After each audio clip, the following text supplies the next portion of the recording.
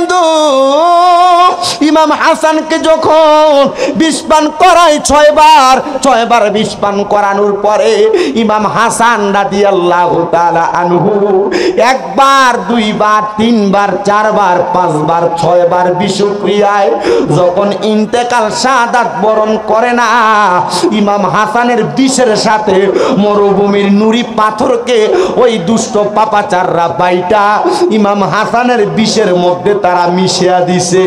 হায়রে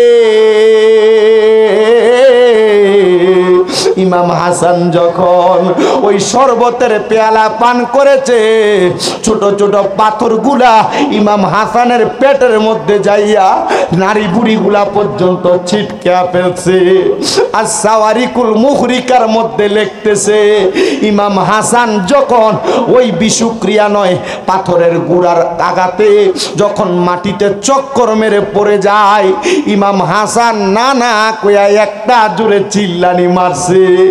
দুনিয়ার মানুষ, ও পর্দার অন্তরালের মা, ও হোমনা আলীপুরের বাবা, একটু ব্যথা পাইলে পায়ের মধ্যে উষ্টা খাইলে আল্লাহ গো মাগ গো কই আমরা চিল্লানি মারি। কেমন ভালো নানারে বাসতো, মুহাম্মাদুর রাসূলুল্লাহর তারা বাসতো, নানা গো কইয়া চিল্লানি মারছে।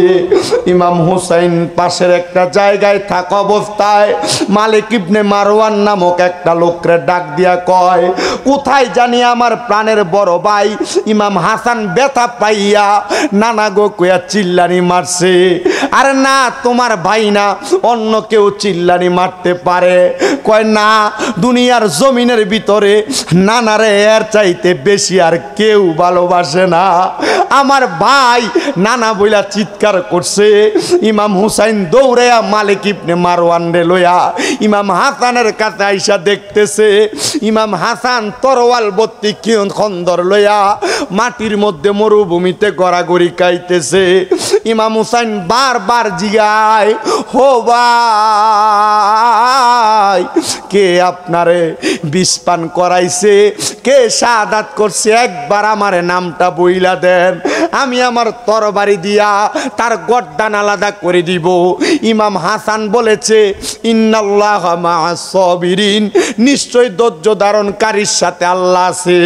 হায় রে ইমাম হাসান আপনার শহীদ করে দিল, তবু আপনি ধৈর্যের বাণী শোনান, কারণটা কি? বলে অন্য কোনো কারণ না, অন্য কোনো কারণ না, কারণ আমি জানি এইগুলা আমার এখন শাহাদাত করছে, আমার নানার উম্মতেরা দুনিয়াতে থাকবে, আমার নানার উম্মতের তারা আঘাত করবে, নানার উম্মত ইমানি পরীক্ষা দেওয়ার জন্য তারা যুগ যুগ করে বেঁচে থাকবে। একজন লেখক ইমাম হাসান আর হুসাইনের ওই সময়ের কথোপকথনটা সুরে সুরে লিখতেছে, আরে ও ভাই কহে একেবার শুনি, ওরে কে তোমারে খাওয়াইলো জহর, নবীজির পরানি রে বাইরে আমার সোনার চন্দ্রমণি, আকাশ কান্দে বাতাস কান্দে, কান্দে দরিয়ার পানি, ওরে দুই পুত্র রাইয়া কান্দে জান্নাতে ফাতেমা জননী রে বাইরে আমার সোনার চন্দ্রমণি। ছোট ভাই কই বড় ভাই রে, ও ভাই কেমনে যাও চলিয়া, আজকে থেকে গেলাম গো আমি বাইগারা হইয়া রে, বাইরে আমার সোনার চন্দ্রমণি। আল্লাহ বলে ও জিবরাইল, জিবরাইল যাও না রে চলিয়া, 70,000 ফেরেশতা আনো জানাজার লাগি ইয়ারে বাইরে আমার সোনার চন্দ্রমণি ও ভাই কবে একবার শুনি কে তোমারে খাওয়াইলো জহর নবীজির পরানি রে বাইরে আমার সোনা চন্দ্রমণি হে আলিপুর কাদরিয়া মাদ্রাসা এতিমখানার মাহফিলের বাবারা ইমাম হাসান যখন বিদায় হইয়া চইলা যায় ইমাম হুসাইনের কাছে দুনিয়ার কোনো চাহিদা প্রকাশ করে নাই ডাক দিয়া কয় ভাইজান আমি আপনার কাছে দুইটা আবদার কইরা যায় ওসিয়ত কইরা যায় ইমাম হুসাইন ডাক দিয়া কয় বড় ভাই ইমাম হাসান কি ওসিয়ত করবা তাড়াতাড়ি ওসিয়ত করো না ইমাম হাসান ডাক দিয়া কয় ভাইজান আমার এক নাম্বার ওসিয়ত আমি যখন দুনিয়া তাইকা শহীদের পেয়ালা পান কইরা আমার পান পাখিটা বাহির হইয়া যাবে আপনি এখান থেকে যদি মদিনা শরীফে আমার নানা রোজা মুবারকে যায় আমি ইমাম হাসানের পক্ষ থেকে একটা সালাম আমার নানা রোজা মুবারকে পৌঁছায়া দিয়ার দুই নাম্বার ও বড় ভাই গো আপনি আমার আরেকটা আবদার রাখবেন আমার কলিজার টুকরা সন্তান ইমাম কাসেম রে আপনার কাছে দিয়া গেলাম আমার সন্তান ইমাম কাসেম আপনি কারবালার যুদ্ধে যাওয়ার আগে আপনার আগে রওনা করবে ইমাম কাসেমের কাছে এমন একটা পত্রনামা লিখে দিয়ে গেলাম এই পত্রনামাটা আপনি ইমাম কাসেমের কাছ থেকে যুদ্ধে রওনা দেওয়ার সময় আপনি লিপিবদ্ধ করে পইরা আমার ওসিয়তরা পালন করবেন এবার বুঝেন নবীর বংশধররা ওসিয়তের ব্যাপারে কত সুন্দর কথা বলে গেছে তাহলে আমরাও আমাদের বংশের মুরব্বীদের ওসিয়ত পালন করার দরকার আছে না নাই জবান খুলে জুনে একটা তাকবীর হবে নারায়ে তাকবীর নারায়ে রিসালাত নারায়ে রিসালাত জনাব ডাক্তার শহীদুল্লাহ সাহেবের আগমন এই মাহফিলের পক্ষ থেকে আলিপুর কাদিরিয়া হাফিজিয়া সুন্নিয়া মাদ্রাসার পক্ষ থেকে নারায়ে তাকবীর সবাই জোরে পড়েন মারহাবা আমরা দেখতে পাচ্ছি আজকের মাহফিলে যিনি সম্মানিত উদ্বোধক যিনি আপনাদের আবাসিক মেডিকেল অফিসার উপজেলা স্বাস্থ্য কমপ্লেক্স জনাব ডাক্তার শহীদুল্লাহ সাহেব উনি এসে উপস্থিত হয়েছেন আপনারা খুশি না বেজার সবাই পড়ি আলহামদুলিল্লাহ উনি শুধু আপনাদের মাহফিল উদ্বোধক হয়ে আসছেন শুধু কথাটা কিন্তু স্বাভাবিক এটা নয় ওনার গ্রাম দড়িবাসানিয়াই তো ওনার গ্রাম দড়িবাসানিয়া ওনাদের কলিজাটা এত বড় দড়িবাসানিয়া এলাকায় ওনারা বিশাল এক প্রজেক্ট তৈরি করছেন মাদ্রাসার জন্য মারহাবা পড়েন না আদবে মুস্তাফা সাল্লাল্লাহু আলাইহি সাল্লাম হাফিজিয়া মাদ্রাসা এতিমখানা ওনাদের এলাকার মানুষ 43 শতক জায়গায় মাদ্রাসার জন্য দিয়ে দিছে এই গত মাহফিলে গত বছর আমি দীর্ঘ 5 বছর টানা ওদের এখানে যাচ্ছি মাহফিলে আলহামদুলিল্লাহ পড়েন না গত বছর ওনাদের এলাকার মানুষ শুধু লক্ষ লক্ষ টাকা ওনাদের মাহফিলে দান করছে এই মাদ্রাসার জন্য আপনারা দোয়া করবেন আল্লাহ তাআলা ওনাদেরকে দিয়ে যেমনভাবে জনসেবা করাচ্ছেন আল্লাহ তাআলা যেন এই আলিপুর কাদিরিয়া হাফিজিয়া সুন্নিয়া মাদ্রাসারও একটা ভালো কাজে ডাক্তার শহীদুল্লাহ সাহেবরে লাগাইয়া দেয় আমিন পড়েন না আপনারা আওয়াজের নমুনা বোঝা যায় উনি যদি মাদ্রাসার কোনো ভালো কাজ করে আপনারা কোন দিয়ে কইমা দেবো কা কথা কয় না কা কইমা দেবো কা ওনারা মাদ্রাসা দিলে কি লস হইব কথা কয় না লস হইব দেখবেন ওই তারা আপনারা কত সুন্দর করে ফতোয়া দিয়া দিব না না না সুন্নি মাদ্রাসায় দিস না মাদারে দিস না আবার কি দা কেল্লা বাবার মাদারে দে কোনো কিছু দিস না মান্নত করিস না আমরা মাদ্রাসার দেলা কথা কন না কে রে কেল্লা বাবার মাজারে দিলেও তো মানছে খায় মাদ্রাসা দিলেও তো মানছে খা তো কেল্লা বাবার মাজারে দিলে হারাম তোমরার কাছে দিলে আরাম বলে না এরা স্বার্থর ব্যাপারে ফতুয়া দেয় কথা কন না কেন এরা ফাইবার লেগে ফতুয়া দেয় কয় মরার পরে 7 দিন না 40 করে খানা করিস না আবার যদি কয় খানাটি রাইন্দা তার মাদ্রাসা দেলাইবো তাহলে খুশি হয় কথা কন না কে রে এ আছে না নাই আল্লাহ এরা থেকে আমরা হেফাজত করো। আমি কারোর বদনাম করি না ভাইজান। এই পৃথিবী সুন্দর, স্বাভাবিক, শালীনতা নিয়ে চলে। একটা মাদ্রাসা, দ্বীনি শিক্ষা প্রতিষ্ঠান, কোরআন শিক্ষা গ্রহণ করবে। এখানে যদি কেউ কোনো কিছু দান করে, সৎকা করে, তা আপনারা এটার বেদাত ফতুয়া দেন কে লেগা? না, দেলাইলে তো আমরার বাগেরটা কমে যাবো গা। এই কথা কন্যা কে রে? ঠিক না? তো ডাক্তার শহীদুল্লাহ সাবরিদি আলিপুর মাদ্রাসায় কিছু একটা হক আপনারা কারা কারা চান হাত তুলেন। ওই চাই না বলে, চান কি চান না? হাত একটা তুলছে, মনে হয় অল্প চাই। দুইটা তুলে একটা জোরে তাকবীর দেওয়া চাই, জোরে।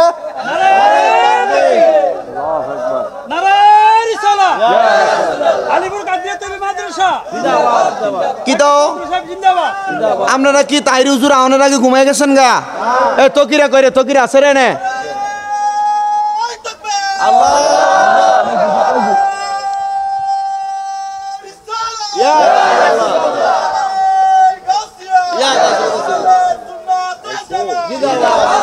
জোরে কোন মারহাবা, আসতে কইছে মারহাবা।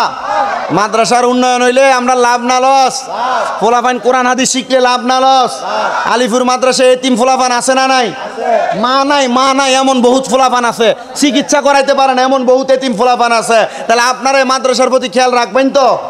আমি আগে কালেকশন করছি, অনকালা কোনো কালেকশন আমি করতাম না। আমি কয়ে লইছি আগে একটু মহাব্বতে, একটা আমার সাথে মাদ্রাসার একটা সুন্দর সঙ্গীত, কোরআন হাদিস শিখাইলে কি লাভ, একটু মহাব্বতে পারেন। কোরআন শিখাও ছেলে মেয়েকে ওহে মুসলমান, কোরআন শিখাও ছেলে মেয়েকে ওহে মুসলমান, জানে কবজের সময় তোমার হইবে রে আসান, বলেন জানে কবজের হইবে রে আসান, বলেন কোরআন শিখাও ছেলে মেয়েকে ওহে মুসলমান, কোরআন শিখাও ছেলে মেয়েকে ওহে মুসলমান, জানে কবজের সময় তোমার হইবে রে আসান, বলেন জানে কবজের সময় তোমার হইবে রে আসান। একটি ছেলে আলেম হলে আরে পড়বে কোরআন মৃত্যুকালে, আইরে দূর হবে বিয়াদবে শয়তান,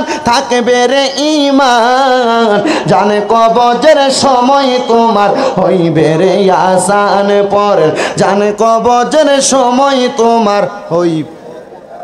ওরে একটি মেয়ে আলেমা হলে ওরে পড়বে কোরআনে মৃত্যুকালে, আইরে দূর হবে বিয়াদবে শয়তান, থাকবে রে ঈমান, জানে কবজের সময় তোমার হইবে রে আসান, বলেন কোরআন শিখাও ছেলে মেয়েকে ওহে মুসলমান, কোরআন শিখাও ছেলে মেয়েকে ওহে মুসলমান, জানে কবজের সময় তোমার হইবে রে আসান। আল্লাহ তাআলা প্রত্যেকের সন্তানকে আল্লাহ তাআলার কোরআন নবীর হাদিস শিখানোর তৌফিক দান করুন, জোরে পড়েন আমিন। বাবাজিরা কোরআন হাদিস শিখলে লস হবে না। বলে হুজুর আমি ডাক্তার বানাইতাম, বানাও অসুবিধা নাই, আগে কোরআন শিখাও ডাক্তার হইতে পারবে। হুজুর আমি ম্যাজিস্ট্রেট বানাইতাম, বানাও অসুবিধা নাই, কোরআনটা শিখিয়ে দাও, যেন মরার পর কবরের সামনে যায় তোমার জন্য দোয়া করতে পারে। আসেন আমার ওয়াজের দিকে চলে যাই বাবারা। মাহফিলের প্রধান বক্তা পীর মুফতি গিয়াসউদ্দিন আত-তাহিরি হুজুর আসার আগ পর্যন্ত আমি আমার বয়ানের কারবালার ইতি টানবো, একটু চেষ্টা করবেন মনোযোগের সাথে শুনতে। হযরত ইমাম হাসান বলছে আমার সন্তানের গলার মধ্যে একটা সুন্দর মাদুনি দেওয়া, আপনি সেটা খুইলা আমার ওসিয়ত পূরণ করে দিবেন। ইমাম হুসাইন এই কথা শোনার সাথে সাথে ওনার কোল মুবারকে ইমাম হাসান শাহাদাত বরণ করলেন। হায়রে আমার বাবা, ইমাম হাসানের দাফন শেষ, ইমাম হুসাইন কারবালার ময়দানে যায় নাই এখনো পর্যন্ত। এজিদের দলেরা কারবালা থেকে একটা দুইটা তিনটা না 1200 মতান্তরে 1250 চিঠি পাঠাইছে ইমাম হুসাইনের কাছে। কত সুন্দর চিঠির মধ্যে লেখা দিছে, ও ইমাম হুসাইন আপনি কারবালার ময়দানে আসেন না, আপনি যদি আসেন আমরা আপনার কাছে বায়াত গ্রহণ করব। ইমাম হুসাইন একা কোনো সিদ্ধান্ত নিতেন না, নবীর সাহাবায়ে কেরাম আছে, নবীর সহচর আছে তাদেরকে সামনে নিয়া ইমাম হুসাইন কই দেখো তারা আমারে কুফায় আহ্বান জানায়। নবীর সহচররা ডাক দিয়া কয় ও ইমাম হুসাইন আপনি যদি কারবালায় যান, আপনি যদি কুফাতে যান, আপনার বংশধরের মধ্যে আপনার কলিজার টুকরা বাবা হযরতে আলী কাররামাল্লাহু ওয়াজহুকে তারা কুফা নগরীতে নিয়া নামাজরত অবস্থায় তীর মেরে দিছে, ওনার পায়ের মধ্যে তীর লাগছে। ও হুসাইন আপনি কারবালায় যাইয়েন না। ইমাম হুসাইনকে সর্বশেষ 1250 নাম্বার চিঠির মধ্যে লেখছে হুসাইন আপনি যদি কারবালাতে না আসেন, আমাদেরকে বায়াত না করান, তাইলে আমরা আপনার নানার কাছে ময়দানে মাশরে নালিশ করে দিব। ও নবীজি আপনার নাতিকে বায়াত নেওয়ার জন্য আমাদের কাছে ডাকছিলাম, আপনার নাতি বায়াত নেয় নাই। ও হোমনা আলীপুরের বাবারা যারা এখনো বায়াত গ্রহণ করো নাই, পীরের হাত ধরো নাই, এখনো সময় আছে বায়াতে রাসূল গ্রহণ করো। বলে হুজুর কেন? কারণ বায়াতে রাসূল নাজাত পাওয়ার রাস্তা। যারা পীর ধরছেন, হক্কানি পীরের হাতে হাত রাখছেন, বায়াত নিছেন, আপনারা নাজাত পেয়ে যাবেন। তবে সাবধান, পীরের আদেশ মানা লাগবে। পীরের কাছে মুরিদ হইছেন, পীরের আদেশ মানেন না, পীরের সঙ্গে বেয়াদবি করেন, পীরের হুকুম মাইনা চলেন না। পীর নামাজ পড়তে কয় আপনি পড়েন না, পীর রোজা রাখতে কয় আপনি রাখেন না, পীর যাকাত দিতে কয় আপনি দেন না, পীর মানুষকে সম্মান করতে কয় আপনি করেন না, পীর বলে সিগারেট খায়ও না আপনি বেশি কইরা খান, পীর বলে খারাপ পথে যায়ও না আপনি বেশি কইরা যান। আল্লাহর কসম, আল্লাহর কসম, হক্কানি পীর আপনারে নামাজের কথা বলবে, হক্কানি পীর রোজার কথা বলবে, হক্কানি পীর হজ যাকাত দান সদকার কথা বলবে। আর যারা বন্ড তারা পেছনে উরুসের নাম দিয়া গান বাজনা করবে। কথা কইনা করে হয় কি হয় না? আপনার হোমনা এলাকায় কি কম না বেশি? বাঞ্ছারামপুর এলাকায় কম না বেশি? তিতার সাইডে কম না বেশি? আল্লাহর কসম মনে রাখবেন, যারা পেছনে লেখে উরুস মোবারক আর বেডিয়ায় তাইন্না গান বাজনা করে, এরা ভণ্ড। এদের সঙ্গে সুন্নিদের কোনো সম্পর্ক নাই, এদের কারণে সুন্নিদের বদনাম হয়। বেডি দিয়া গান বাজাইতে কোনো পীর মাশায়েখ বলে নাই। আর যদি কয় ওই পীর বলছে, ওই পীর তালাক, এমন পীর কেউ ধরলে তারে তালাক দাও। হক্কানি পীর আপনারা নামাজ শিখাবে, রোজা শিখাবে, হজ শিখাবে, দান সদকা শিখাবে, হালাল পথ শিখাইব। আপনারা সেই পথে চলার চেষ্টা করবেন, বায়াতে রাসূল গ্রহণ করবেন যারা এখনো করেন নাই। ও মুসলমান ইমামদারেরা, আরেকটা কথা সহজভাবে বলে দিয়ে যাই। আপনারা স্বাভাবিক অনেকে বলে দেয় মা বাপ থাকতে কেন পীর ধরবো? ও বাবা, মা বাপ আপনারা দুনিয়া দেখায়, হক্কানি পীর আপনারা আখেরাত দেখায়। এই জন্য আপনি একজন পীরের হাতে হাত রাখবেন। আসেন ওয়াজের ধারাবাহিকতা রক্ষা করি বন্ধুরা। ইমাম হুসাইন রাদিয়াল্লাহু তাআলা আনহু কয় তারা যেহেতু আমার বলছে আমার নানার কাছে বলে দিবে, তাইলে আমি এখন তাদের দাওয়াতে যাব।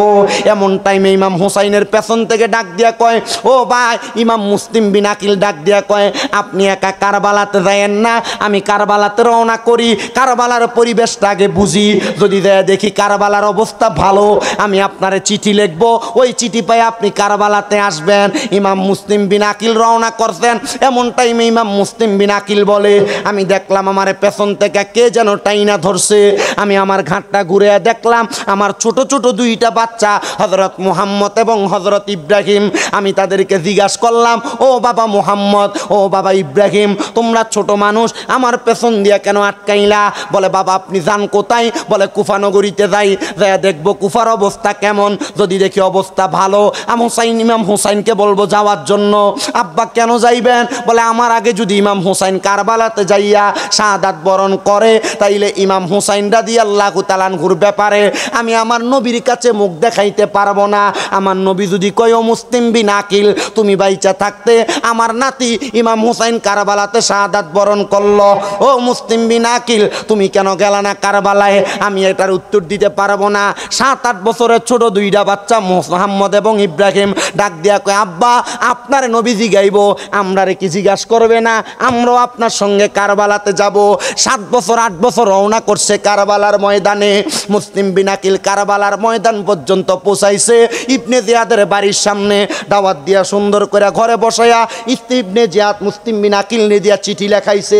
কারবালার অবস্থা বড় ভালো, ইমাম হুসাইন আপনি কারবালায় আসেন। চিঠিটা বাহকের কাছে দিয়া মুসলিম বিন আকিলের হাতগুলা বাইন্ধা ফেলছে, ছোট দুইটা বাচ্চার হাতগুলা বেঁধে ফেলছে। মুসলিম বিন আকিল নে ডাক দিয়া কয় আপনি বায়াত গ্রহণ করাবেন না, আপনি আমাদের কাছে বায়াত নিবেন। ইমাম হুসাইন আসলে আমাদের কাছে বায়াত নিবে। ও বন্ধু, আহলে বায়াতের সদস্যরা ইয়াজিদের কাছে বায়াত নিতে পারেন না। আল্লাহ আমাদেরকে কত ভালো নসিব দিছে। ইমাম হুসাইনের হুসাইনিয়ত, ইমাম হুসাইনের কারবালার ময়দানে শহীদ হওয়া, রক্ত দেওয়ার মাধ্যমে আমাদেরকে হুসাইনি ইসলাম দিয়া গেছে। যদি আপনি হুসাইনি ইসলাম না পাইতেন, আপনি এখনো পর্যন্ত ইজিদদের কাতারে থাকতেন। বলে হুজুর কেন? কারণ ইজিদ কারবালার ময়দানে নামাজ পড়ছে। ইমাম হুসাইনের গলা মুবারকের মধ্যে ছুরি দেওয়ার আগে ইবনে জিয়াদ খবর দিয়া বলছিল, তাড়াতাড়ি হুসাইনের গলায় ছুরি চালা, আসরের নামাজের সময় চলে যাইতেছে। আরে যেই নাতির নানার কারণে নামাজ পাইলা, যেই নাতির নানার কারণে রোজা পাইলা, যেই নাতির নানার কারণে হজ যাকাত দান সদকা পাইলা, ওই নানার নাতির গলাতে ছুরি চালাইয়া কোন নামাজ পড়বা? কারণ ওই নানার নাতির কষ্ট দিয়া নামাজ পড়লে জান্নাত পাইবা না। কারণ ওই জান্নাতের যুবকদের সরদারি হবে ইমাম হুসাইন। সুবহানাল্লাহ জোরে নাই আর মোহাব্বতের আওয়াজে কন্যা সুবহানাল্লাহ। ও বন্ধু, ও নবীর উম্মতের দলেরা, আর একটু মনোযোগ দিলে আলোচনাটার ভিতরের দিকে প্রবেশ করি। ইমাম হুসাইন রাদিয়াল্লাহু তাআলা আনহুর ওই ভাইজান, উনি যখন মুসলিম বিন আকিল ওই ইবনে জিয়াদের হাতে বন্দী, ওনার দুই সন্তান সহ কারাগারে প্রবেশ করাইলেন। মুসলিম বিন আকিল রাদিয়াল্লাহু তাআলা আনহুরে ওই কারাগারের দরজায় যিনি প্রহরী ছিল, উনি ডাক দিয়া কয়, আপনার চেহারা বড় সুন্দর, আপনার চেহারা বড় নুরানি, আপনার দেখতে বড় ভালো লাগে, আপনি কি আহলে বায়াতের এমন একজন নাকি? বলে হ্যাঁ। বলে আমার বড় শখ ছিল আহলে বায়াতের কাউরে যদি আমি পায়া যাই, আমি তার হাতে হাত রাইকা বায়াত গ্রহণ করব। ও হুজুর, আমি আপনাদেরকে বন্দি রাখতে পারবো না, আমি আপনার কাছে বায়াত নিলাম, আপনারা এখান থেকে ছেড়ে দিলাম। মুসলিম বিন আকিলকে ছেড়ে দিয়া বায়াত গ্রহণ করে যখন ছেড়ে দিছে, কত দরজায় যায়, মুসলিম বিন আকিল রে কেউ জায়গা দেয় না। ইবনে জিয়াদ ঘোষণা দিছে, মুসলিম বিন আকিল রে যার ঘরে রাখবা তারে আমি কতল করে ফেলবো। মুসলিম বিন আকিল কত মানুষের কাছে পানি চাই, কেউ পানি দেয় না। কিন্তু ওই কারবালা এলাকায় একটা মহিলা ছিল, ওই মহিলাটা ডাক দিয়া বলতেছে, আমার কাজ ছিল ইবনে জিয়াদের মানে ইয়াজিদের বাড়িতে কাজ করা, দাসী বান্দিগিরি করা। কিন্তু যখন আমার সামনে চলে আসলো হযরত ইমাম হুসাইনের আওলাদ, আহলে বায়াতের আওলাদ হযরত মুসলিম বিন আকিল, আমার দরজায় আইসা পানি চাইছে, আমি তারে ফিরিয়ে দিতে পারি নাই। ও ইবনে জিয়াদের দাসী, ইবনে জিয়াদের বান্দি, তুমি কেন তারে ফিরিয়ে দাও না? বলে আমি যদি তারে পানির জন্য ফিরিয়ে দেই, আর যদি আমার নবী আমারে বলে আমার আহলে বায়াত, আমার বংশধর তোমার কাছে পানি চাইছে, তুমি দাও নাই, আমি নবীর কাছে উত্তর দিতে পারবো না। এই জন্য আমি ওনাকে পানি দিলাম। উনি পানি পান করার পরে আমাকে বললেন কিছুক্ষণ আমারে আশ্রয় দেওয়া যাবে। আমি তারে আমার ঘরে আশ্রয় দিলাম। ও বন্ধুরা, ইবনে জিয়াদ চারদিকে খবর লাগিয়ে দিছে, কোথায় রে মুসলিম বিন আকিল, কোথায় পালাইছে, কার ঘরে পালাইছে? মুসলিম বিন আকিল কি তোমাদের কাছে আছে? সবাই বলে না, আমাদের কাছে নাই। কিন্তু মুসলিম বিন আকিল ওই মহিলার ঘরের মধ্যে থাইকা ইসলামের দাওয়াত দেয়, নবীর প্রেমের দাওয়াত দেয়, কেউ কোনো খবর জানে না। ইবনে জিয়াদের কাছে কেউ যায় না, সব মুসলিম বিন আকিল আহলে বায়াতের সদস্যর কাছে যায়। হাইরে বাবা, হযরত ইমাম মুসলিম বিন আকিল যখন দাওয়াত দেয়, একটা গুপ্তচর ইয়াজিদ বাহিনী লাগিয়ে দিছে। ওই গুপ্তচরটা হাতের মধ্যে তসবিহ নিয়া, আর এক হাতের মধ্যে এক পোটলা দেরহাম নিয়া সুবহানাল্লাহর জিকির করতে করতে মসজিদে ঢুকছে। কই ঢুকছে? সুবহানাল্লাহর জিকির করতে করতে মসজিদে ঢুকছে। একদিন, দুই দিন, তিন দিন, 7 দিন পর্যন্ত মসজিদে জিকির করে। একজন আইসা জিজ্ঞাসা করে, ও আল্লাহর বান্দা, হাতের মধ্যে একটা পুটলি আর একটা তাসবিহ নিয়া মসজিদে আজকে 7 দিন জিকির করেন, বাড়ি কোথায়, কাজ কি? বলে আমার বাড়ি বড় বহুদূর, আমি খবর পাইলাম কুফা নগরীতে মুসলিম বিন আকিল আহলে বায়াতের সদস্যের আগমন হয়েছে, তোমরা কি আমারে খবর দিতে পারবানি? বলে হ্যাঁ, খবর দিতে পারবো, খবর দিতে পারবো। তবে যদি খবর দাও তাহলে আমার কাছে 300 দিরহাম আছে, এগুলো আমি আহলে বায়াতের হাতে তুইলা দিয়া আমি বায়াত গ্রহণ করতাম। হাদিয়া দিয়া বায়াত গ্রহণ করবে। আসলে হাদিয়া দিয়া বায়াত গ্রহণ করবে না, নবীর বংশের সঙ্গে প্রতারণা করবে। মুসলিম বিন আকিলের কাছে এবার তারে নিয়ে যাওয়া হইল। সে মুসলিম বিন আকিলের দরবারে যা কথা হইতো এগুলা ইয়াজিদের কাছে আদান প্রদান করত। বন্ধু, ইবনে জিয়াদ মুসলিম বিন আকিলের কাছে 10 জন ব্যক্তি পাঠাইছে, খবর দিয়া বলে মুসলিম বিন আকিল আপনি তাড়াতাড়ি চলেন, ইবনে জিয়াদ আপনার সঙ্গে সমঝোতা করবে। এই কথা বইলা ঘর থেকে বের করছে, বের করে হাতের তরবারিটা নিয়ে গেছে, ডাক দিয়া কই মুসলিম বিন আকিল আপনি রওনা করেন। ওনারা ঘোড়ার পিঠে চড়ায়া মুসলিম বিন আকিল রে ইবনে জিয়াদের বড় বিল্ডিং এর ছাদে উঠায়া ইবনে জিয়াদ ওই ইমাম মুসলিম বিন আকিলের গর্দানটার মধ্যে ধইরা গর্দান ডাইরেক্ট আলাদা করে ফেলছে। আর ঘোষণা দিছে এই কুফা নগরীতে কোনো মানুষ যদি নবীর বংশরে মোহাব্বত করে, নবীর বংশের কাছে বায়াত নাই, নবীর বংশের কাছে তারা যদি বায়াত নাই, ওই ব্যক্তির গর্দান মুসলিম বিন আকিলের মতো কতল করা হবে। ছোট ছোট দুইটা বাচ্চারে আবার জেলখানার মধ্যে ঢুকাইছে। ছোট বাচ্চা দুইটা এমন ভাবে কান্দে, ওই ছোট বাচ্চাগুলা রাত্র যখন হয়ে গেছে জেলখানার ওই আহলে বায়াতের প্রেমিক প্রহরীটা আবার বাচ্চাদেরকে ছাইরা দিছে। দেওয়ার সময় ওনার হাতের একটা আংটি ওই ছোট দুইটা বাচ্চার হাতে দিয়া বলছে তোমরা এখান থেকে একবারে বরাবর পশ্চিমে যাইবা, সেখান থেকে আজকে একটা কাফেলা কুফানগরী থেকে মদিনার উদ্দেশ্যে যাবে, তোমরা তাদের সঙ্গে তাড়াতাড়ি মদিনাতে চইলা যাইবা, নবীর নাতিরে খবর দিবা তারা যেন কারবালাতে না আসে, কারবালায় আসলে ইবনে জিয়াদ তাদের সঙ্গে বেঈমানি করবে। হায় রে বাবা, ওই ইমাম হুসাইন রাদিয়াল্লাহু তাআলা আনহু, হাসান রাদিয়াল্লাহু তাআলা আনহু মদিনা শরীফের পাশে যেই ঘরে বসবাস করত, আমার নবীজির কন্যা খাতুনে জান্নাত মা ফাতেমা যেই ঘরে বসবাস করত, অল্প কিছুদিন হয় আমি ওই মা ফাতেমার ঘরটারে নিজে দেয়া ধরছি। আমি ধইরা মা ফাতেমার ঘরের মাটিগুলা আমার চোখে লাগাইছি, আমার মুখে লাগাইছি, আমার গায়ের মধ্যে মাখছি। আমি চিন্তা করছি রে খাতুনে জান্নাত মা ফাতেমা তুজ জহরা এই ঘরের মধ্যে বসবাস করতেন। জোরে কোন মারহাবা।